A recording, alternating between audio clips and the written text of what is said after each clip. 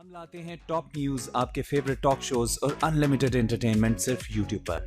अगर आपने अभी तक हमारा चैनल सब्सक्राइब नहीं किया तो अभी सब्सक्राइब करें और बेल आइकॉन को क्लिक करके हमारी लेटेस्ट वीडियोस के बारे में अपडेट जानें।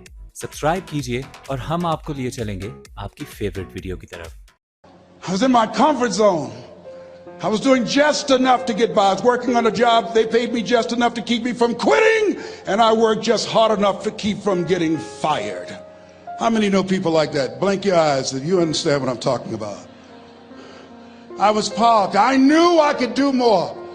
But when my mama died, it took something out of me. When I went through a divorce, it took something out of me. When my best friend died, it took something out of me. I parked. And somebody said that life is like an onion. You have to peel it one layer at a time. And sometimes you cry. Life's going to happen to you when you have a dream. You're going to get slapped around. And don't take it personal. Don't ask, why did this have to happen to me? Why not you? Who would you suggest? You want to give us some names, some email addresses? And don't tell everybody. 80% don't care and 20% glad it's you. It's called life. Suck it up and move on. Get over it.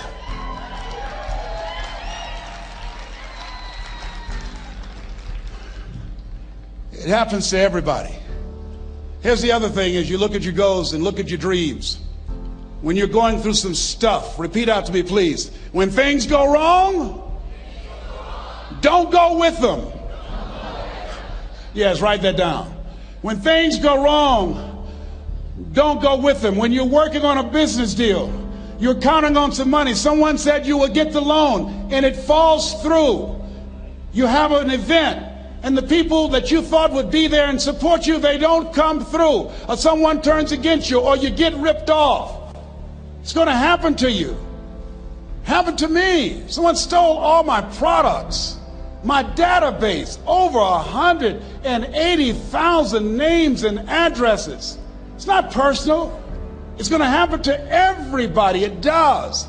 8 out of 10 millionaires have been financially bankrupt. Walt Disney had he filed bankruptcy 7 times and had 2 nervous breakdowns. It's called life. But I got a saying: when life knocks you down, try and land on your back, because if you can look up, you can get up. You've got the power in you to do that. You've got something special. You've got comeback power. Here's the other thing. Let us say together, it's possible. It's necessary. It's me. Yes, write that down. It's me. Take ownership for your life. Nobody can live your dream for you but you. Nobody's going to take care of your business like you. Stop coming up with excuses. Don't give yourself permission to continue to live a small life. You can't fit a big dream into a small life.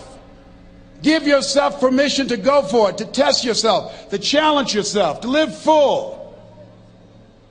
I like the saying, always strive to get on top in life, because it's the bottom that's overcrowded. The reason you're here is because there's something in you that says, I can do more. This just can't be it. There's something in you. There's a calling on your life. There's something in your heart that caused you to get dressed and spend the money to go to seminar after seminar and listen to message after message and speaker after speaker. Because there's something in you that tells you this is not it for you. You have not peaked here. There's more in you that you are expressing. Eye has not seen, ear has not heard, nor has entered the heart of mankind what's in store for you if you challenge yourself, if you persist and persevere, if you take ownership for your life. George Bernard Shaw said the people that make it in this life, they look around for the circumstances that they want, and if they can't find them, they create them. Create what you want. You have the power in you to do more than you can ever begin to imagine, to control your destiny, to make a difference in our children, to make a difference on the planet, to make an impact. Let us say together, it's me. And let us say together, it's hard. Say it like you know it. Say it's hard. Ladies and gentlemen, it's hard. There are people who have seen their retirements taken away from them by the corporations that they work for. They were within 2 or 3 years of retiring, and they had it taken from them. The #1 entrepreneurs in this country now are senior citizens. The #1 employer, #2, McDonald's and Walmart. And there's nothing wrong with those jobs. I guarantee you those people did not have a plan to end up living their lives at the end of life with those types of jobs. And they didn't have a plan like you have, and while you're investing in yourself, not to. And it's hard. There are people making choices between purchasing prescription drugs or paying for gas or a mortgage note.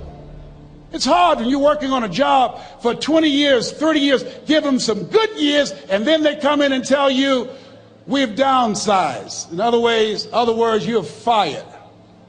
And then you have to start all over again. How many of you know it's hard? Raise your hands, please. It's hard. And it's not fair. One of the things I like about T. Harv is he talks about work and investing in yourself. It's not fair when people are going up against that kind of stuff to tell them just think positive and be enthusiastic and everything will work out all right. Ain't that kind of party. It's hard. Life will put some knots on your head. I bought my first home for my mother. I was rushing, didn't know what I was doing, and I bought a home that had a lien against it. And they called me, Mr. Brown, yes, there's a lien against your property. We need $55,000 if you're going to stay there. Wait a minute, sir. I just bought this home. The guy told me there were no liens against it. I'm not the one that owe you the money. You should have checked that out, Mr. Brown. Come on. I called my attorney. We followed up. Yes, Les, there's a lien against the property. But he told me there were no liens. He lied, obviously. Oh, my God. He told me he wanted to help me because he admired the fact that I was buying this home for my mother and that he was adopted, and he identified with me. Les, he suckered you. He played you, man.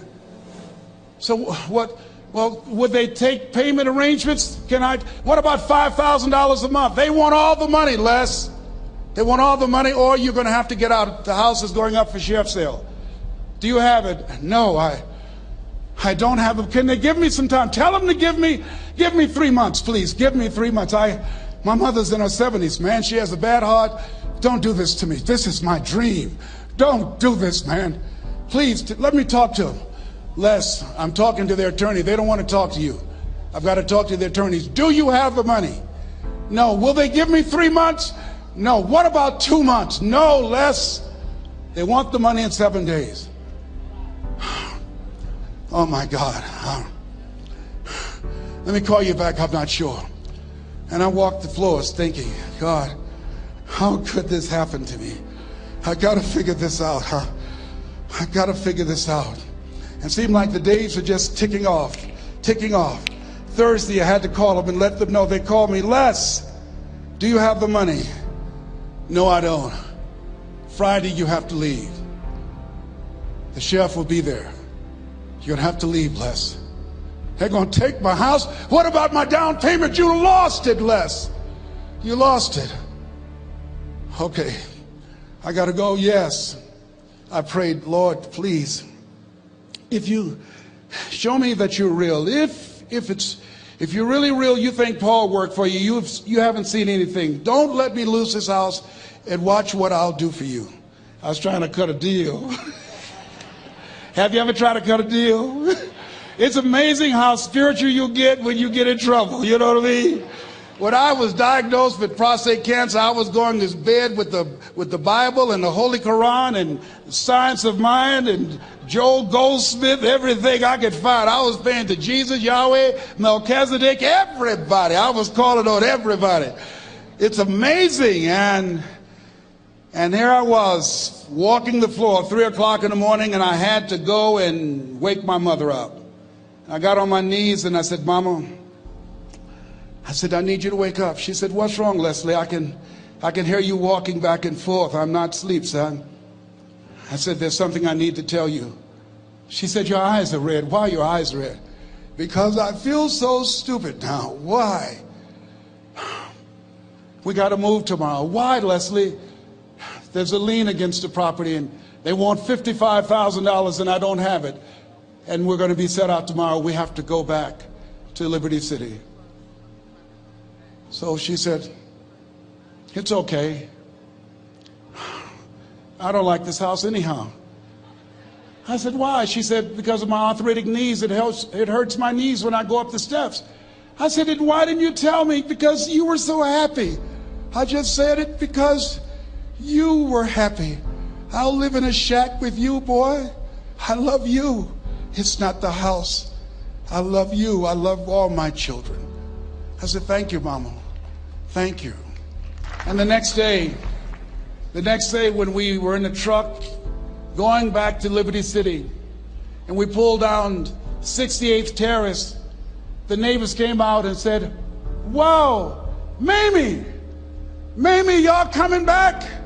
Are you back? Yes. What happened to the home your boy bought for you? Those boys you adopted. Leslie didn't do a title search. He made a mistake. And boy, I was so humiliated. How many ever made a mistake that you were just humiliated? Raise your hands. I was devastated. I was taking the furniture off the truck and my mother came and I was crying and she said, boy, I said, yes, ma'am. She said, hold your head up. I said, Mama, I can't. She said, hold your head up. I said, why? Look what I've done. She said, it's okay. It's okay. You are going to make a lot of mistakes in life, young man. You're going to fail your way to success. You have nothing to be ashamed of. Keep your head up and take that furniture back in the house. I said, yes, ma'am. And I learned something from that. If you ever go through something, hold your head up. If you ever make a mistake, hold your head up. If you ever do something that everything goes wrong, life catch you on the blind side, hold your head up. It's not over. Goethe said, that which does not kill you will make you stronger. Hold your head up. Shake someone's hand on your right and left and say, hold your head up.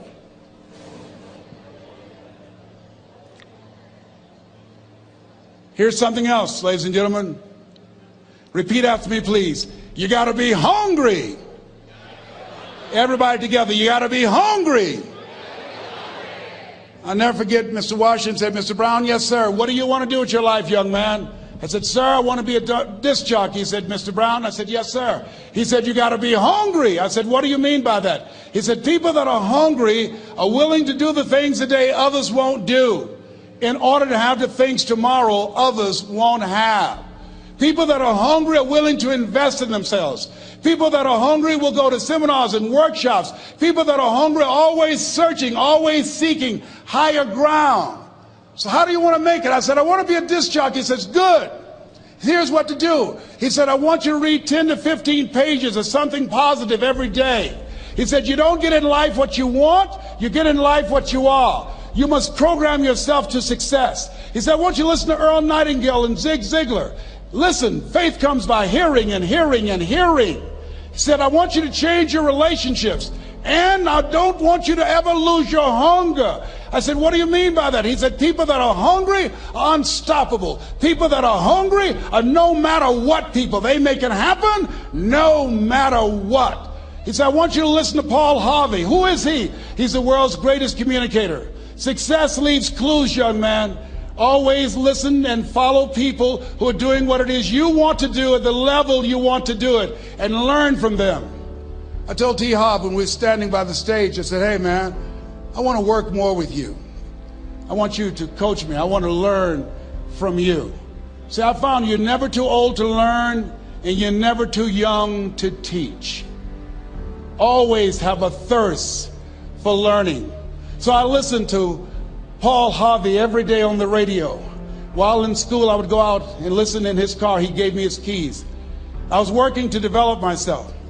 And I continued to listen to motivational messages, and he would take me to see the late Dr. Norman Vincent Peale, who wrote the book, The Power of Positive Thinking. I toured with him before he passed. You have something special. You have greatness within you. Don't allow your circumstances to determine who you are. Don't allow your negative thoughts to hold you back. You have something special. You can do more than you can ever begin to imagine. Dr. Peale was an incredible man. I admired him when he spoke. He gave me goosebumps. I can feel him in my heart. And I never forget, we were coming back to the school, and Mr. Washington said, Mr. Brown, yes, sir. When Dr. Peale spoke, you didn't move. When he spoke, you were hanging on every word. When he spoke, we didn't have to tell you to sit down and be quiet. Why? I said, sir, I could feel him when he talked. I felt like he was talking to me, sir. He said, he was. I said, but he doesn't know me, but he was speaking to you. Did you feel him in your heart? I said, yes, sir. He said, most people feel him in their head. If you felt him in your heart, he said, listen to him, son. Follow him, learn from him. And I would go to seminars and workshops. Anywhere I would find where Dr. Peale was, I would be in the audience. I would drive 200 and 300 miles just to hear him speak. And my dream and vision was to share the stage with him. I thought about it. What is your goal? What is your vision? I want you to hold it in mind. There's some power in that. Because when I became involved in speaking, I never forget, I got a call from Og Mandino, who wrote the book, The Greatest Salesman in the World. He said, Les, I'm stuck in Philadelphia. I need to be in Kankakee.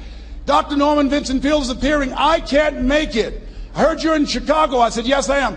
Can you go and open for me? I said, yes, man. Oh, my God. Dr. Peale, I said, yes, I'd love to do it.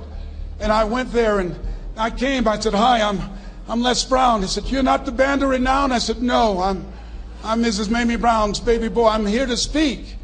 He said, come backstage. And his wife, Martha, was there. And she said, Papa, Les Brown is here, the speaker. And he said, Les Brown, shoot for the moon. Because even if you miss, you'll land among the stars. I said, sir, that's my quote. I wrote you when I was in the 11th grade. I was a part of a special education class project. That's my quote. He said, I know. I end all my speeches with that quote. And Dr. Peale had a great sense of humor. A young man was backstage, and I had so many questions to ask him, and my mind froze up, and the young guy said, Dr. Peale, how old are you? And he was up in age. He said, Sonny, I'm 92. The young man looked at him and said, I don't know if I want to live to get 92. He said, that's because you've never been 91.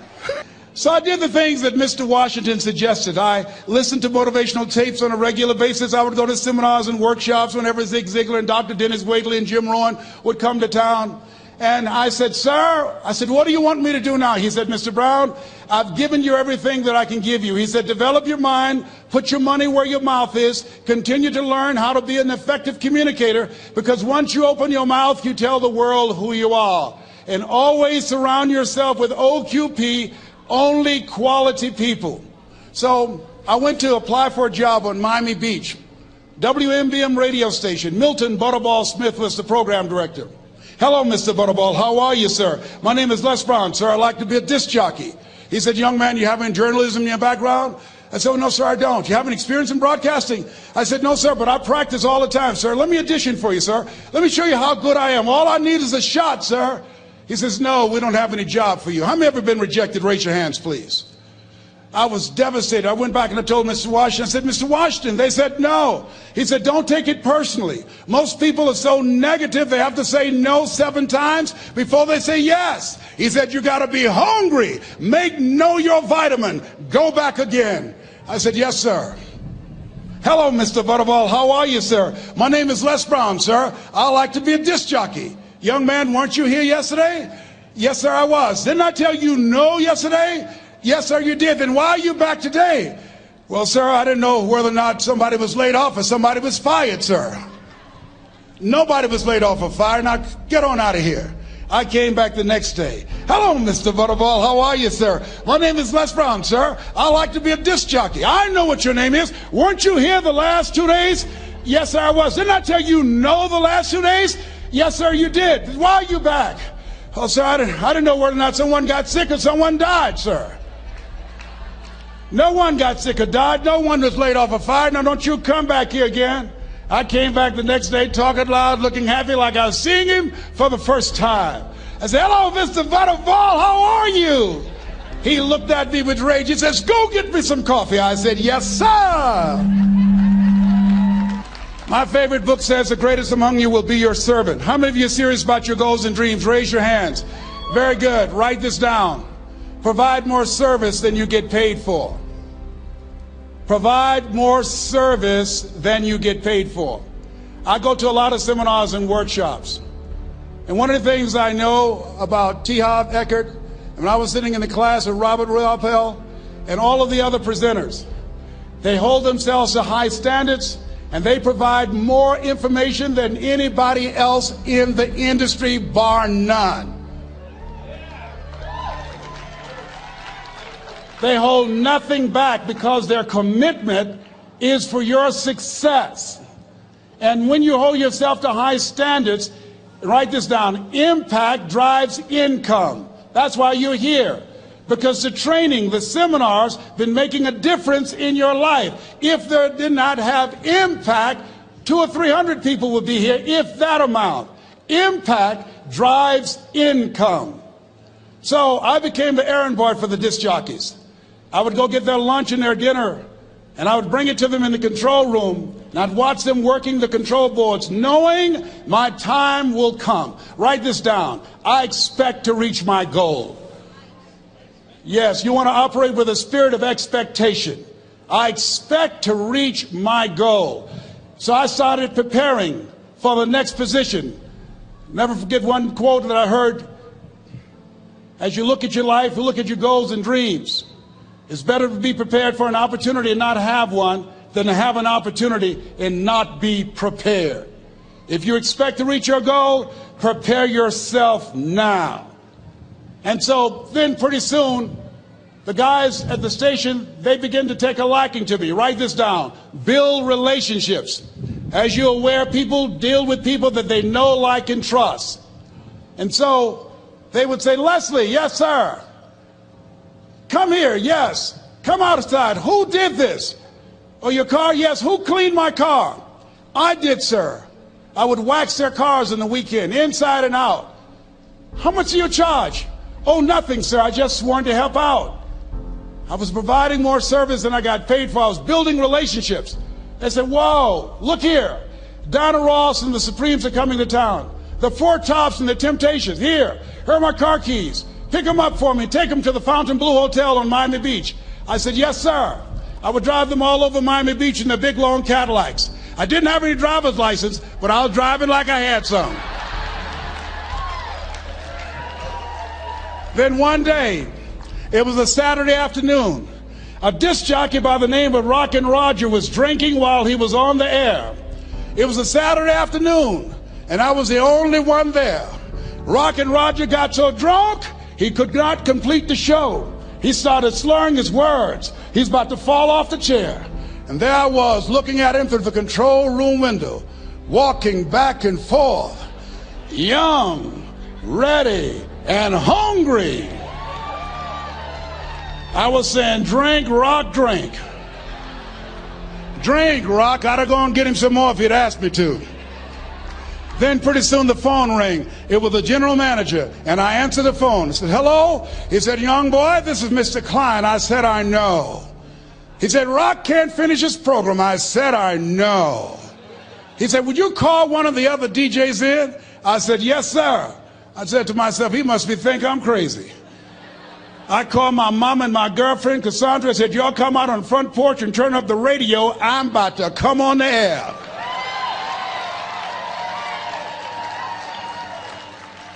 I waited for about 20 minutes, and I called him back. I said, Mr. Klein, I can't find nobody. He said, young boy, you know how to work the controls? I said, yes, sir. He said, go in there and segue the record, but don't say nothing here. I said, yes, sir. I couldn't wait to get old Rock out of the way. I put on a fast record. I said, look out, this is me, LB Triple P. Les Brown, your platter playing papa. There were none before me and there will be none after me. Therefore, that makes me the one and only. Young and single, love Domingo, certified, bona fide, indubitably qualified to bring you satisfaction and a whole lot of action. Look out, baby, I'm your love man. I was hungry. I was hungry. Get old man a round of applause. I was hungry. I was hungry. You got to be hungry.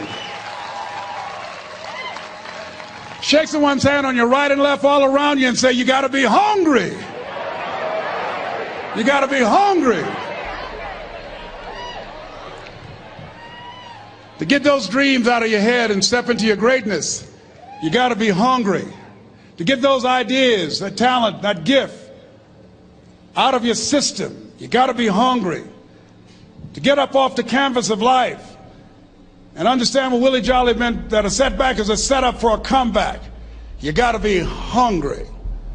People that are hungry are willing to do the things today others won't do in order to have the things tomorrow others won't have. How many of you got value out of what you've heard thus far? Raise your hands, please. Very good. I'd like to leave this with you. I don't know what your goals are. I don't know what you want to do. Here's what I know about you. You have greatness within you. Here's what I know about you. I can help you to live full and to die empty. I can show you what I've learned. If anybody told me that I would be doing what I'm doing now, I leave here today, I go to New Orleans and speak there, then I'll be flown to Barcelona. If anybody told me, given my circumstances, born in an abandoned building on a poor section of Miami, Florida, called Liberty City, if both my birth parents stood up and said, hello, son, I would not know either one. Being labeled educable mentally retarded, put back from the 5th grade to the 4th grade, failed again when I was in the 8th grade, no college training. Anybody told me the principles that I would teach you, that they would have the impact that it has had on my life. This Les Brown that you see, I did not know he existed. And I tell you that you have greatness within you. You have the ability to do more than you can ever begin to imagine. Come into the room with me. And I guarantee you your life will never be the same again. I like to leave this with you. I don't know what your goals are. Mine is to find a cure to autism. Mine is to find a cure to breast cancer and to prostate cancer. Mine is to work with our youth and to reduce the recidivism rate in our prisons and help young people learn how to become an asset to our society rather than a liability. Mine is to train speakers to become great communicators, to speak from their heart, not their heads, and teach them how to impact and create a new conversation so people can see the possibilities of life and overcome the possibility blindness that held me hostage for 14 years. I don't know what your goals are, but here's what I know about you, and I don't know you. You've got greatness within you. And I like to leave this with you, something my mother used to love to hear me say. Leslie, yes ma'am, mama, say that thing for me, boy, that makes me feel good. I dedicate this to you, to the greatness in you, and to the dream that you showed up on the planet to produce. And it's simply this. If you want a thing bad enough to go out and fight for it, to work day and night for it, to give up your time, your peace, and your sleep for it. If all that you dream and scheme is about it, and life seems useless and worthless without it, and if you gladly sweat for it and fret for it and plan for it, and lose all your terror of the opposition for it, and if you simply go after that thing that you want with all of your capacity, strength and sagacity, faith, hope, and confidence, and stern pertinacity,